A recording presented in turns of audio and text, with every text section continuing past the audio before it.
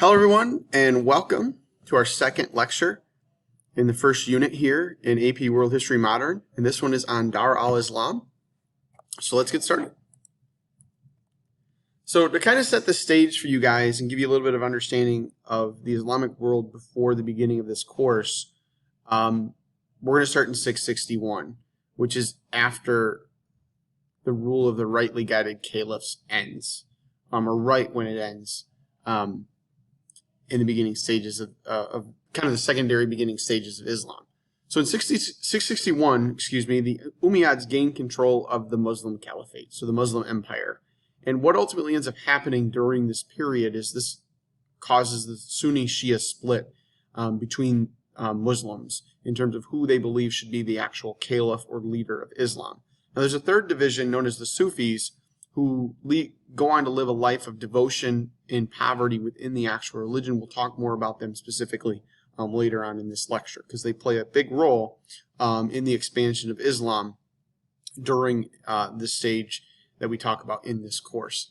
Now in 750, the Abbasids overthrow the Umayyad dynasty, and the Umayyads end up fleeing to North Africa and eventually Spain and settle there in Spain and set up a state called Al-Andalus, and we'll talk more about them at the end of this as well.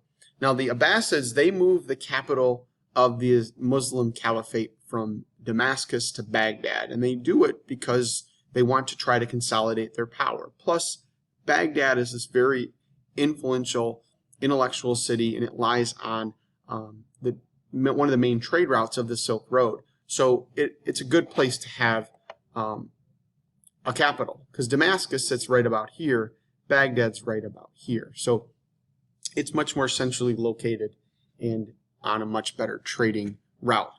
And just like we talked about in the last section with Song China, the Abbasids establish a very strong centralized bureaucracy to help them maintain such a large empire. And this is important because this empire is stretching across a significant portion of southwestern Asia into Central Asia and then North Africa and into various parts of Europe as well, for at least a portion of it. And they use diplomats to actually collect taxes and deal with the imports and exports of the empire. And it allows them to collect enough to keep things going. All non-Muslims as well are taxed to help maintain their rule. Now, the positives of this system is you have a centrally located government system in place to actually collect things and maintain the power structure, both politically and economically. All this helps lead to great cities and advancements to be and knowledge to be happening during this time. But the negatives is you do have a resentment of rule in various places. Specifically from non-Muslims that are outside of Christianity and Judaism. And then you actually have a creation of regional caliphates at different points in time during the Abbasid rule, where they kind of control these areas, but there's other caliphates that gain control. And what I mean by this is the example of the Fatimids, who really go on to control much of North Africa, with them really kind of controlling the western part of it, but leaking over into Egypt for a portion of time as well, but with the Abbasids still kind of in semi-control. So Abbasid rule was very prosperous for not only merchants and economically for everybody, but within the empire for the most part, but really for the religion. The Islamic faith prospered greatly during the Abbasid rule, and it allows them to expand across many different areas in this European, Asiatic, African area. And you see this expansion and prosperity of Abbasid rule through the actual cities and advancements in education, art, and all these other areas of cultural growth during Abbasid rule. A couple examples you can see there on the slide are Damascus becomes a cultural center for the Islamic faith. Baghdad, like we've already talked about, is a trade center, has more than 1 million people at its height, has many lavish palaces, and it has the House of Wisdom, which is really an early style college library type facility that allows the Muslims to preserve but also advance upon knowledge, and Cairo itself also becomes an intellectual center. And you see under the Abbasid rule that you have a blending of all these different international cultures because of this influence and prosperity of trade. People are coming from all over the world and settling throughout the empire, or at least crossing it and leaving their mark. All right, now, the main area, though, like when we actually start this course, starts in the 1200, and by the 1200s, the Abbasids are really facing many different challenges. Their increased size and territory over the years from when they gained power from the Umayyads is great, but it's a similarity that we can actually see with the Song Chinese. As they expand and as they gain a better understanding and create this bureaucracy, you see higher administrative costs. You see specifically more with the Abbasids, because they're expanding, it makes it harder and harder for them to control or protect their boundaries. An example of that we already mentioned just a couple of slides ago when talking about regional caliphates or regional kingdoms kind of springing up and gaining a little bit of quasi-control over areas like with that of the Fatimids.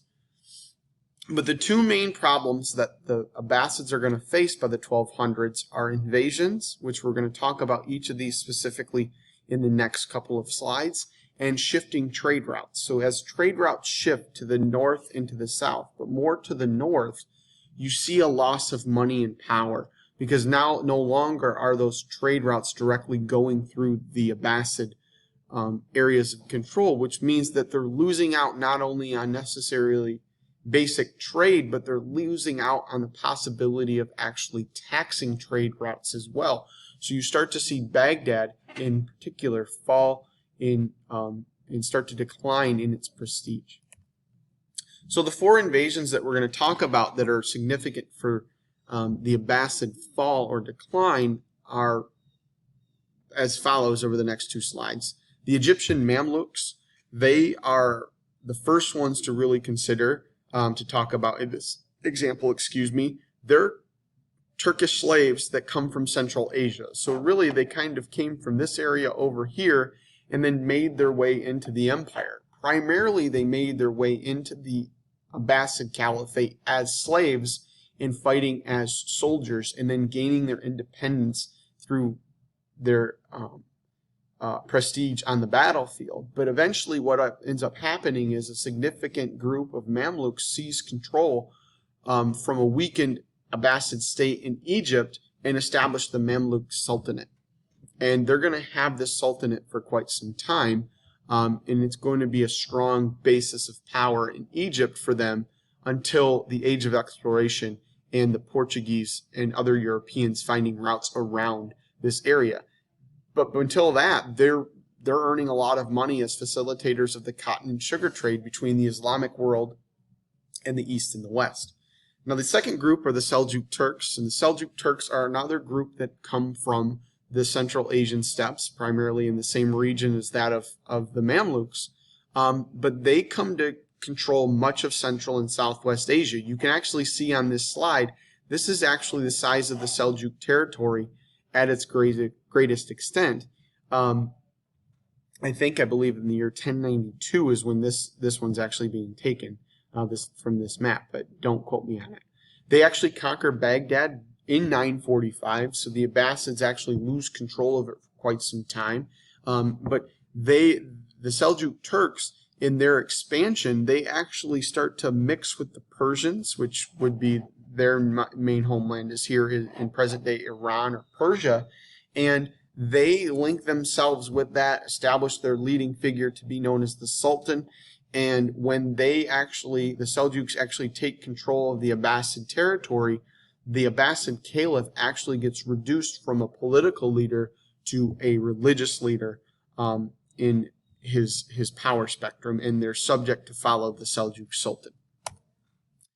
All right, the two other invasions, and we'll cover some of these in a little bit more detail, specifically the Mongols later on in this course, are from European Crusaders and the Mongols. Now, the European Crusaders, they come in and start to invade Abbasid territory or Muslim territory because the Seljuk Turks, when they take control, start to restrict Christian travel to the Holy Lands, whereas the Abbasids actually allowed that to pretty much take place whenever Christians needed to come to the Holy Land, they could.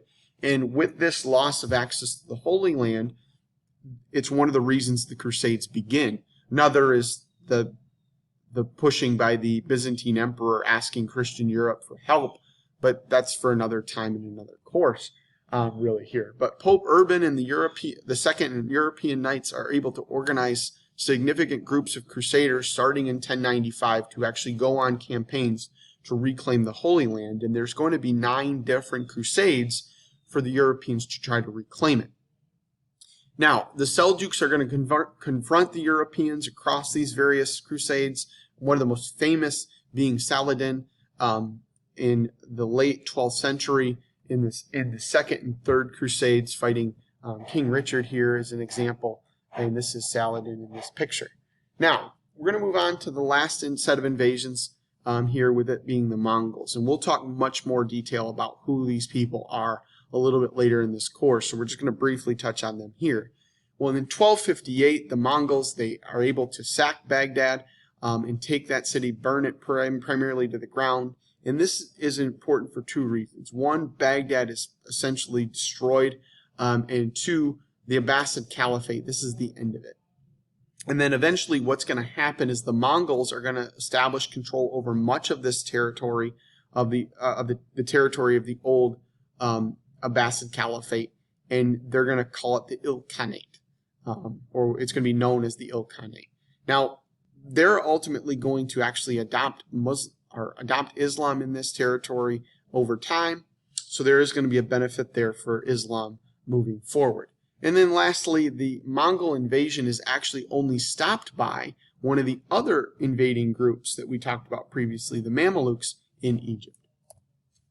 Now, this is a famous source that you guys need to be familiar with.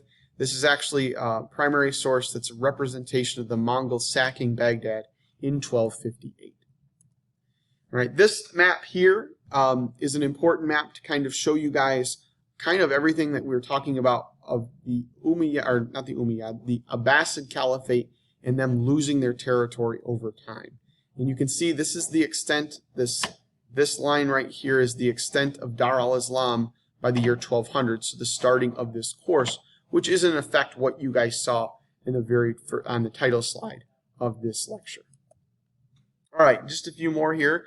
We've got onto trade networks. Now, one of the things you guys need to understand, and hopefully you already see it, is when the Abbasid Caliphate starts to fall apart, we have a transition to different Islamic states throughout Dar al-Islam that control a majority of the area or certain parts of it.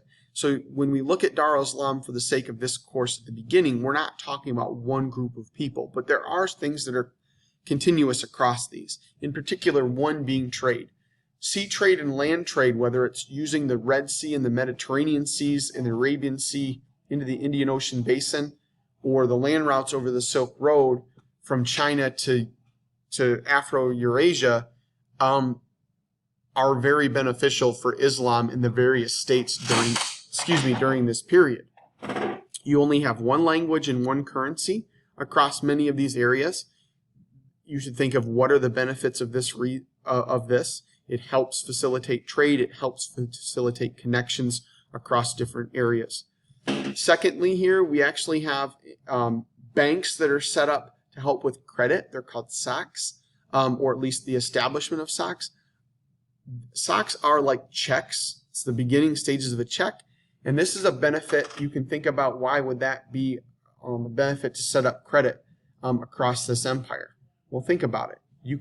You don't have to transfer the direct money from one area of the empire to the other, or one area of Dar al-Islam to the other. You can actually have it set in credit lines, in check lines, so that you actually have it there and can be established. It's really kind of the beginning of the modern day banking system.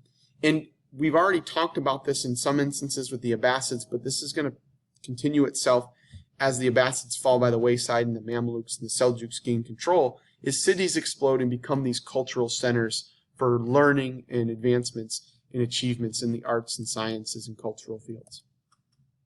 Here's a map of what we're talking about in terms of the trade networks. Again, this is just an extension of seeing what Dar al-Islam really is. And this kind of pulls in a little bit more the Delhi Sultanate and so forth, which we'll talk a little bit about later. All right, so some things about talking about cultural and social life. There's some commonalities and continuities across all these different groups or whoever you're looking at in terms of like the Seljuks or the Mamluks or whatever. You have advancements, and part of it is because you have a shared common legal system that's established within the Islamic faith with the Sharia law. You have trade, which we just talked about, establishing and spreading new ideas and goods. And those universities that are set up across Dar al-Islam, such as in Baghdad or Cordoba, which is part of the Umayyad Caliphate or Al-Andalus in Spain, or Cairo or Bukhara, mean that you have learning taking place across different Islamic states in Dar al-Islam.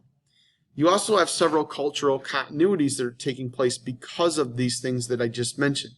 Specifically in the universities, you have the translation of Greek literary classics into Arabic, which not only help preserve many ancient works and will help with the Renaissance later on, but help preserve certain people's works, such as Aristotle. Much of the stuff that we know about Aristotle and his works, we only know because the Arabic scholars were able to preserve that. We see studying of mathematics from India because of the Delhi Sultanate, which becomes Muslim because of Seljuk. Turkish invaders into that area of India helped transfer that into Muslim lands, which then helped transfer that into European hands. And then you see the same thing in terms of the transfer of knowledge from China, in this case paper making, to the Middle East, and then ultimately into European hands. And it's done by way of these Islamic states. Other things with cultural ideals and scholarly ideals that you guys need to understand are here on this slide as well. Now, these are specific people. For example, Nasir al-Din al-Tusi is very important because he lays the groundwork for trigonometry, as well as helping with law codes and several other things. You see medical care and hospital care improved, such as setting up a licensing exam system for doctors and surgical procedures and tools being developed. For example, Muslims at this time actually could practice cataract surgery on the eyes, which was something that was unheard of in really any other parts of the world. Ibn Khaldun was the founder of historiography, which for this class is important because it's the study of the field of history. Ibn Rushdi, or Averroes as he was known in Europe, wrote influential works on law and philosophy and natural sciences. Maimonides was very important. He was a Jewish philosopher within a Muslim state, and again, being able to advance himself because he's a Jew that's accepted he's a person of the book, and he's accepted with the Islamic faith. He's able to look at Aristotle and look at the teachings of the Bible and kind of look at religion and the sciences and philosophy together, and he helps influence other key philosophers in history, in particular St. Thomas Aquinas, who will become influential in Europe at this time as well. So they're laying this is a golden age of Islam for advancements in learning and technology and philosophy, and their fingerprints and footprints are going to be all across the European and African and Asian world, and it's coming from this group and these people within Dar al-Islam. All right, now next on to Sufism. Sufism is that third division in Islam outside of Sunni and Shia that preaches following a life of devotion directly to the Quran and poverty, so living life not above other people and staying away from riches, which was why they divided themselves. This division actually started because they saw that the Umayyads were starting to go away from what they viewed as the traditional beliefs in Islam by them taking on riches and becoming above the life of poverty and so forth, as well as the Abbasids. Now, the Sufis focused on introspection towards oneself to understand mystical occurrences within the actual religion of Islam, such as the Muhammad hearing or gaining the message of Allah through the Archangel Gabriel. Now, the Sufis, they were hugely beneficial to the spread of Islam across Dar al-Islam and as Dar al-Islam expanded, because they tended to adapt their practices in with local traditions, and by doing so, people felt more comfortable to actually convert to Islam, and then that actually helped with the expansion of Islam itself in Dar al-Islam too. Now Aisha al-Banawiya, I always struggle pronouncing that name right, so I apologize if I butchered it, but she was a female Sufi poet and mystic, and she's very influential because she's a female Muslim writer that we don't really have much from women at this time in the Islamic faith as writers, and we see within her work she focused on talking about her journey towards mystical illumination, which followed the Sufi practices. Now, slavery in Islam is pretty straightforward, and this goes for across really all times within the Islamic spectrum, so earlier in their history and as well as later. Muslims, Christians, Jews, and Zoroastrians were forbidden to be enslaved by Muslims themselves, so you couldn't enslave another Muslim, and this is because of the practices of Muhammad, and considering that these people were the people of the book. They were monotheistic people. So primarily, where did slaves come from? They came from Kievan, Russia, which is like modern-day Ukraine and in Western Russia and Eastern Europe, and as well as Central Asia and Africa. Now, slavery in Islam, or in Dar al-Islam, was not hereditary. It never developed that way, like you'll see much later in the Americas with Europeans bringing over slaves from Africa. But because it wasn't hereditary, there were some benefits, and you could actually get yourself out of the slave system. If you converted to Islam, it kicked in the idea that you could not actually enslave other Muslims, so you could gain your freedom. Now, slave women, they actually had more independence than Muslim women because they could go out and actually run errands to the market and do other things out in the town that maybe regular Muslim women couldn't, because there's certain rules within the Islamic faith that develop over this time that they could not go to certain areas unescorted by family members and so forth. They could also dance or perform in front of unrelated men, which actually gave them the opportunity to earn money and possibly gain their freedom, which is something that you didn't necessarily see in other areas with slavery. Now, on to women here. We're almost done, just a few more slides. Women in Islam actually had, at least initially, had a better station than what you would see with women in the other main monotheistic religions like Christianity or Judaism. And it was primarily because of Muhammad's example, to where women were supposed to be treated with love and devotion. Dowries were supposed to be emphasized to be paid to the actual wife instead of that wife's father. There was a forbidden female infanticide, or the killing of female women or female babies, because you didn't have a male baby was forbidden. And women could gain an education in the Islamic faith. They just couldn't do it in the company of unrelated men. It had to be in the home, in front of family. Women also enjoyed higher status because they could, as Muslims, because they could own and retain property. If they were to marry somebody and had property beforehand, they retained it in their own right. They could remarry if they were widowed, which was not the case in early Christianity or Judaism in many instances. They could testify without retaliation, but there was one difference, that if they testified, it only counted as half as much as a male's. They could also practice birth control if they chose to do so. Now, one thing I want to mention, this is key, is women wearing a hijab was solidified under Islam. It was actually a practice that was in use well before that in the region, primarily for both cultural and social reasons, but also you have to think about these people were, in the beginning of Islam, were Bedouins traveling across the Arabian desert plains. You needed to protect yourself, and women and men, it was both common for them to wear something similar. All right, now on to Al-Andalus. Al-Andalus is basically the state that's established by the Umayyads in Spain when they flee to it after their defeat by the Umayyads in 750.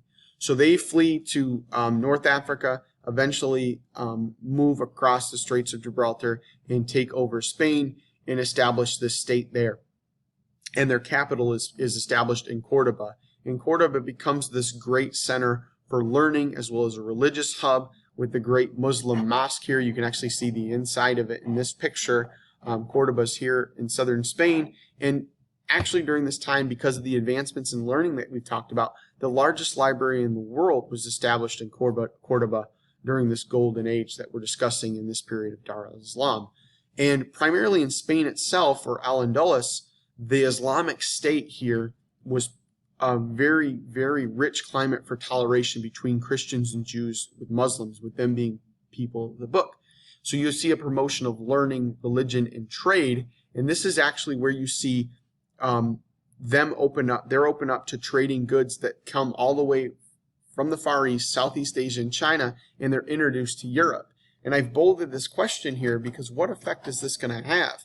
And this is kind of leading us down the road, as you guys know from previous world history classes, what happens eventually in terms of the Europeans expanding and trying to look for other trade routes. That's why, is because they see, oh, there's all these goods they want from China and Southeast Asia. They don't want to have to pay the Muslim states and be, they don't want to have to pay that middleman. They want to have direct access to that. So that is ultimately going to open this idea up and open up the Europeans the idea of trying to find a route around these Muslim states. And then lastly here, for something that actually happens well before the start of this course, but which is important to help establish the difference between Muslim territory and Christian territory, specifically in Western Europe, is in 732, the Muslims in Spain march into France and are defeated by the Franks under Charles Martel at the Battle of Tours, and this marks the high water point of Western expansion by a Muslim state into Western Europe, or European territory. All right, guys, that's all I got for you. I'll see you in the next one.